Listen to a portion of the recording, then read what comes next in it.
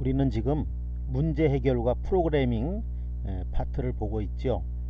여기서 지난번에 추상화와 알고리즘에 대해서 진행을 하고 있었고, 프로그래밍을 향해서 가야 됩니다. 그때 알고리즘이라고 하는 것에 대해서 집중적으로 살펴봤었는데, 페르마의 밀실이라는 바로 이러한 장면에 대해서도 마지막에 언급을 했었죠. 우선 하나씩 다시 한번 되짚어 본다면, 앞에서 코드를 만들어내는 그러한 기법으로 바코드 또 QR코드 뭐 이런 얘기를 했었는데, 거기서 이제 알고리즘을 머릿속으로 구상하는 거라고 했어요. 그리고 그것을 그림으로 또는 글로 이렇게 표현을 해내야 되고, 그 결과물을 가지고 우리는 코딩을 합니다.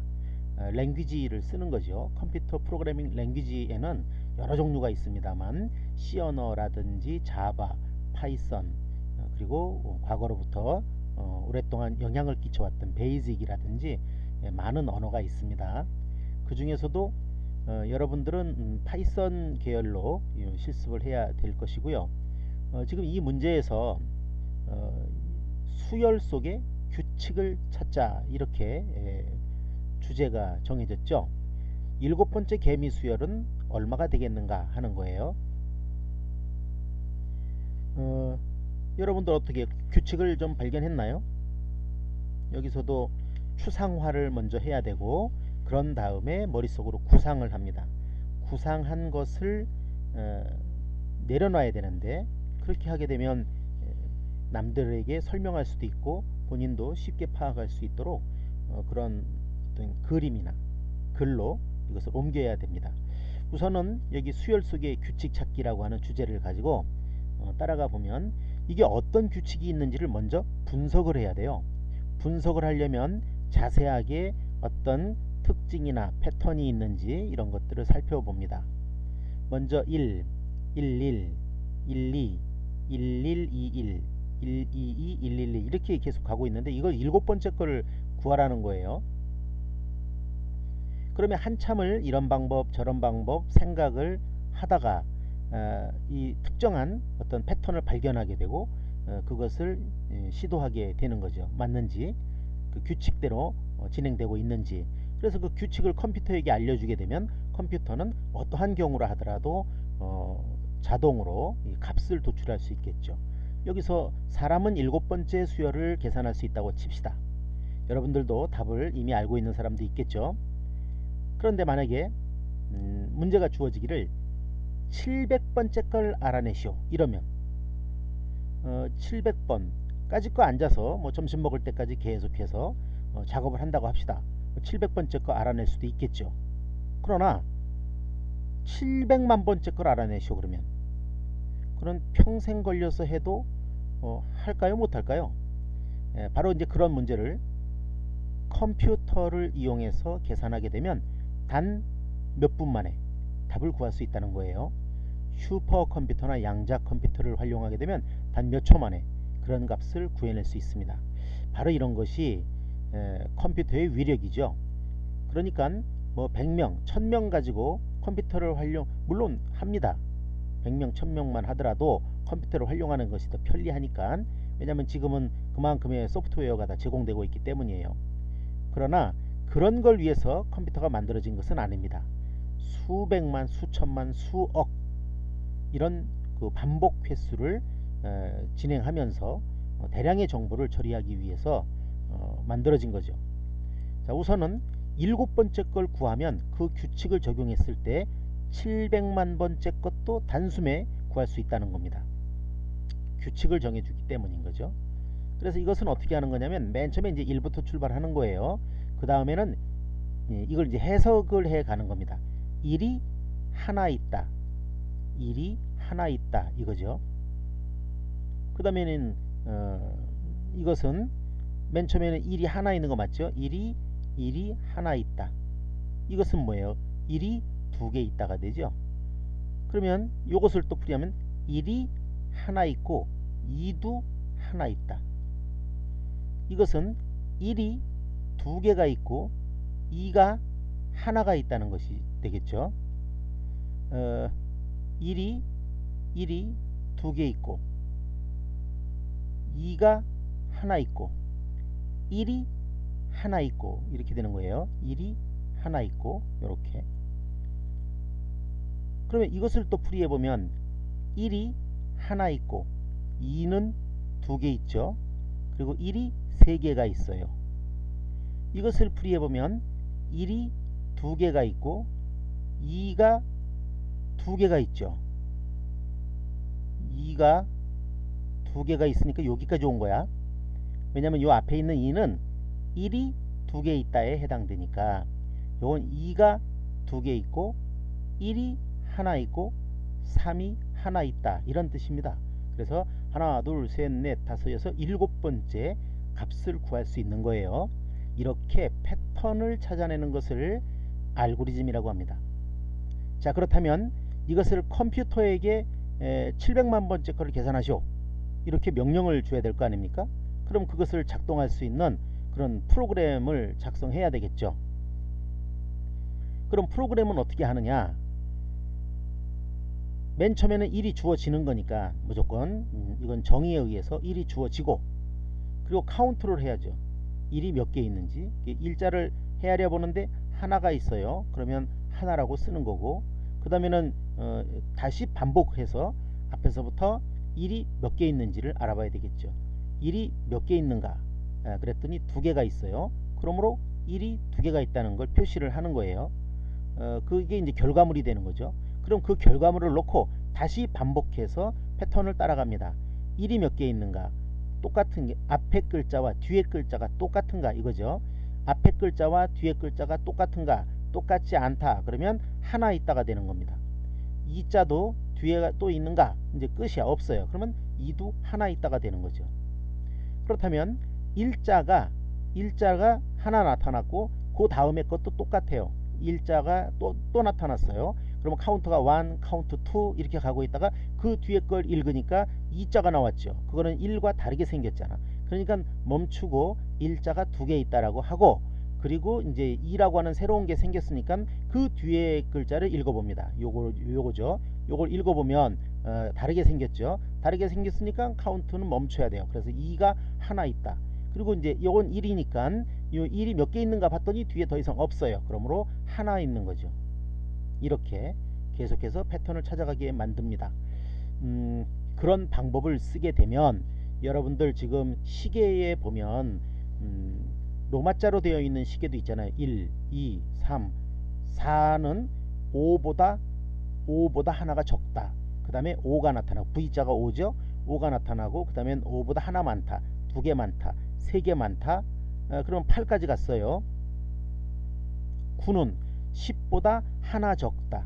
그리고 10이다. X가 10이죠. 10보다 하나 많다. 그러면 11. 10보다 2개 많다. 그러면 12, 13, 14. 그러다가 다시 14가 아니죠. 13까지 가다가 그 다음에는 15보다 하나가 적다. 15가 됐다. 15보다 하나 많다. 2개 많다. 3개 많다. 이런 식으로 해서 가는 거예요. 그런 규칙이 있죠. 그 규칙대로 적용하게 되면 아무리 큰 숫자라 하더라도 로마자로 만들어낼 수가 있는 겁니다. 컴퓨터가. 바로 이런 것이 컴퓨터 프로그래밍이고, 그 방법을 구상하고 알아내는 것을 알고리즘이라 하는 거예요. 그러니까 머리를 많이 써야 되겠죠. 그래서 남들이 프로그래머가 되는 것 또는 프로그래밍 하는 작업을 싫어합니다. 보통 사람들은 다 싫어해요. 머리를 써야 되니까. 머리를 쓰면 왜 싫어할까요? 바로 에너지 소모가 많이 되기 때문이에요. 여러분들도 아무 일도 안 하고 그저 가만히 책상에 앉아서 공부만 했는데도 배고프잖아. 밖에 나가 뛰어놓은 것만큼 배가 고픕니다. 왜냐하면 우리 인간은 신체 중에서 두뇌가 소모하는 칼로리가 거의 뭐 5분의 1에 이상 된다고 그래요. 열심히 공부하게 되면 더 많은 에너지가 소모됐겠죠. 바로 그겁니다.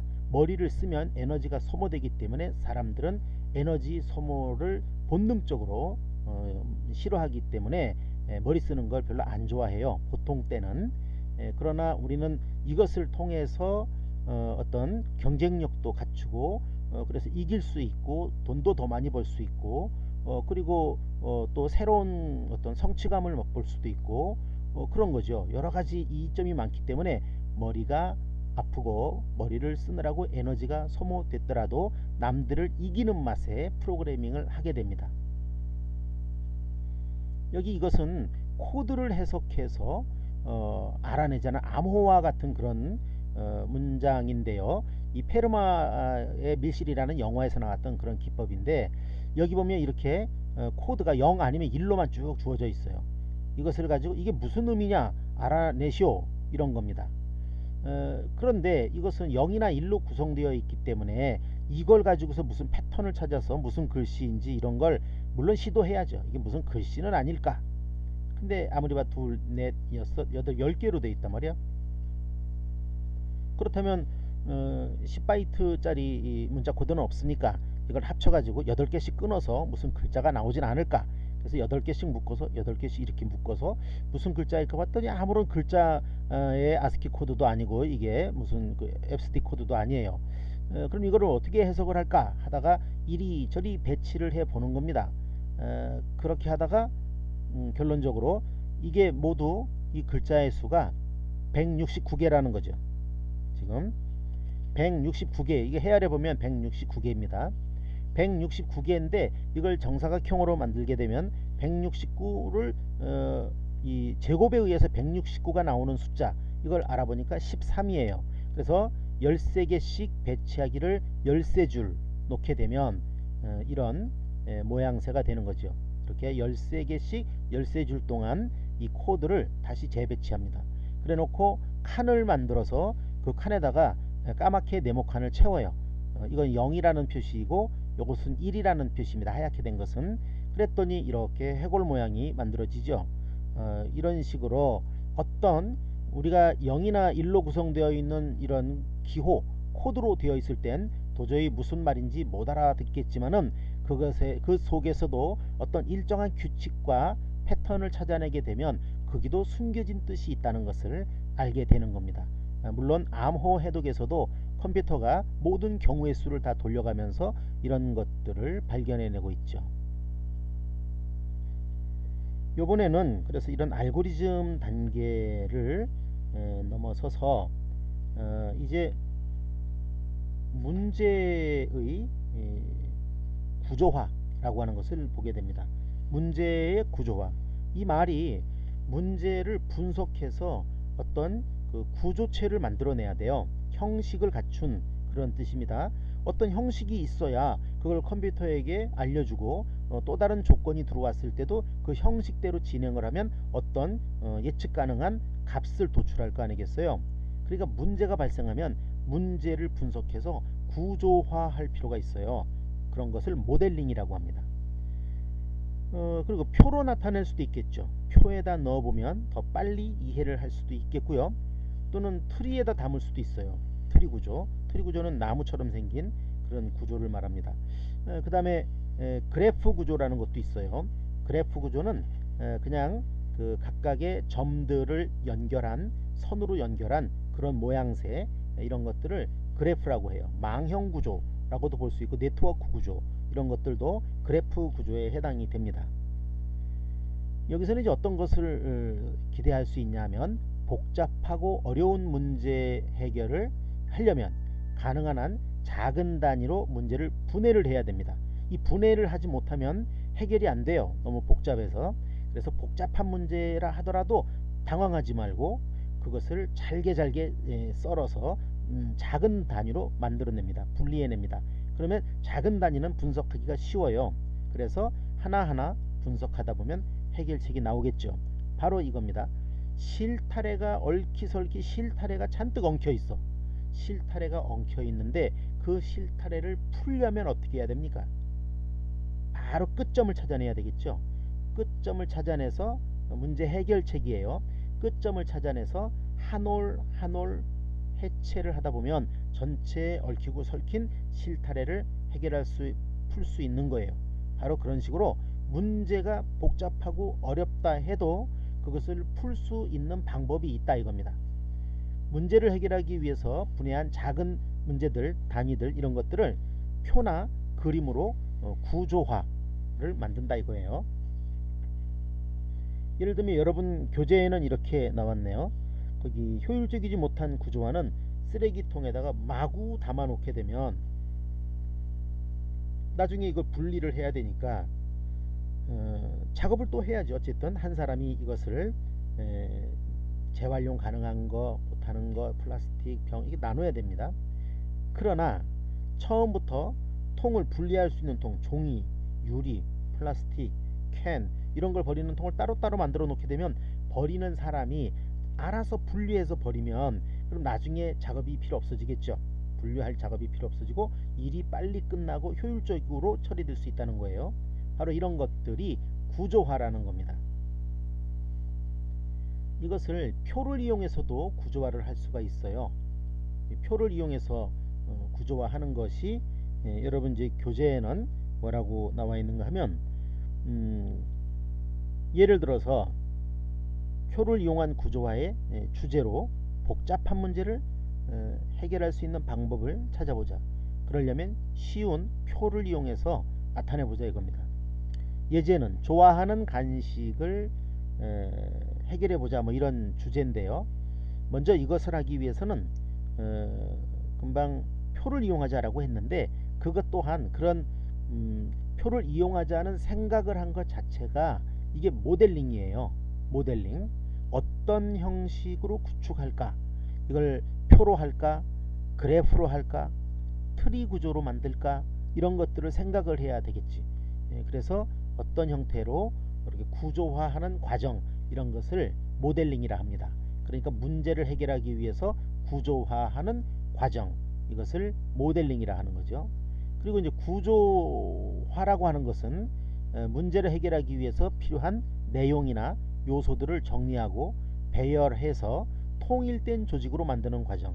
그러니까 효율적인 문제 해결 이런 거예요. 그 쓰레기 분리수거처럼. 그래서 그 중에 하나 표를 이용한 구조화를 한다면 어떤 방법이 있을까? 먼저 예제가 있어야 되겠죠.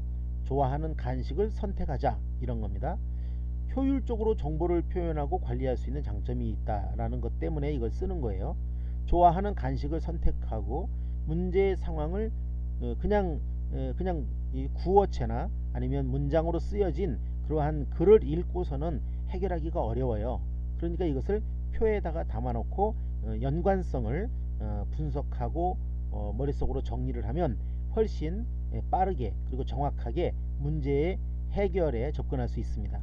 이런 것을 문제 상황을 표로 구조화한다. 그리고 문제를 구조화해서 문제 해결을 시도한다. 이런 거죠. 이런 과정들을 우리가 한번 진행을 해 보겠다는 거예요. 먼저 문제를 본다면 선우, 우영, 다혜, 민정은 사탕, 아이스크림, 케이크, 과자 이렇게 4개가 있는데 서로 다른 하나의 간식만을 선택할 수 있다. 그러면 선우, 우영, 다혜, 민정이 4명이 있는데 이 4명이 아무거나 하나씩 고르시오 그러면 그냥 아무거나 집어갔을 경우 진짜 알러지 반응 때문에 못 먹는 그런 음식이 있을 수도 있잖아요. 그게 자기에게 남들이 집어간 나머지를 차지할 수밖에 없어서 가지게 되면 결국 못 먹을 거 아니에요. 그래서 그런 현상이 벌어지지 않게 모두가 편안하게 골고루 이 간식을 먹으려면 어떻게 배분하는 게 좋겠는가 이거예요. 그것을 하려면 예를 들어서 선우는 사탕, 케이크, 과자 셋 다 좋아하고 그 셋 중에 하나만 걸리면 되는 거죠. 우영이는 아이스크림이나 케이크를 좋아해요. 이 두 중에 걸리면 좋은 거지. 민정이는 사탕을 좋아해. 민정이 사탕을 줘버리면 되잖아. 다혜는 사탕이나 케이크를 좋아해요. 근데 사탕은 민정이 오로지 하나만 좋아하니까 민정이한테 사탕을 먼저 주고 다혜는 사탕을 뺀 케이크를 주면 되겠죠. 그러면 사탕과 케이크가 제거됐으니까 선우는 과자밖에 가져갈 게 없고 그러면 당연히 아이스크림 좋다는 사람이 누구야? 우영이는 아이스크림 차지를 하면 될 거 아니에요. 바로 이런 식으로 자기에게 가장 적합한 이런 해답을 찾아가려면 표를 이용해서 걸러나가면 좋지 않겠냐 하는 겁니다. 자, 다음번 문제는 잠시 후 파일에서 보도록 하죠.